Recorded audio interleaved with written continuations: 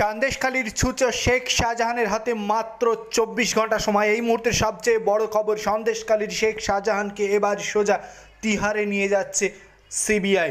কারণ সন্দেশখালীর শেখ শাহজাহান ইডির উপরে হামলা করেছিল, সেই হামলায় অভিযুক্ত। সেই সঙ্গে সন্দেশখালীতে বিপুল পরিমাণে অস্ত্র মজুত, বিশেষ কোনো প্ল্যান করেই অস্ত্র মজুত।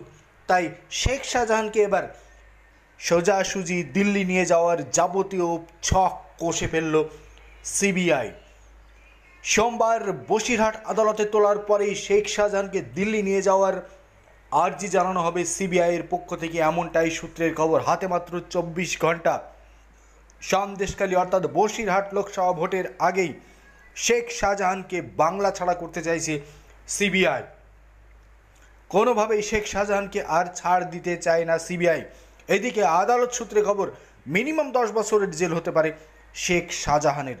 তার সঙ্গে যুক্ত হচ্ছে সম্প্রতি সন্দেশখালীতে পাওয়া বিপুল পরিমাণ অস্ত্র এবং বিস্ফোরকের আইন।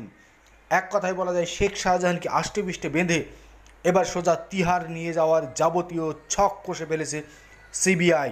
এই মুহূর্তের সবচেয়ে বড় খবর, সোমবার সন্দেশখালীর শেখ শাহজাহানের খেলা শেষ হতে চলেছে।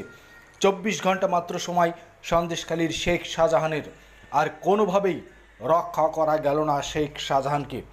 শেখ শাহজাহানের মতো একজন দুষ্কৃতীকে রক্ষা করতে, সিবিআই তদন্তকে কার্যত ঢাল করতে, সিবিআই তদন্ত যাতে বাংলায় না হয়, সিবিআই তদন্তকে আটকাতে বারবার সুপ্রিম কোর্টে ছুটেছে রাজ্য সরকার।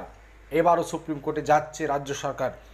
তবে খেলা এখানেই শেষ করতে চাইছে সিবিআই। দিল্লি নিয়ে যেতে চাই শেখ শাহজাহানকে, তার যাবতীয় ছক তৈরি করে রেখেছে সিবিআই।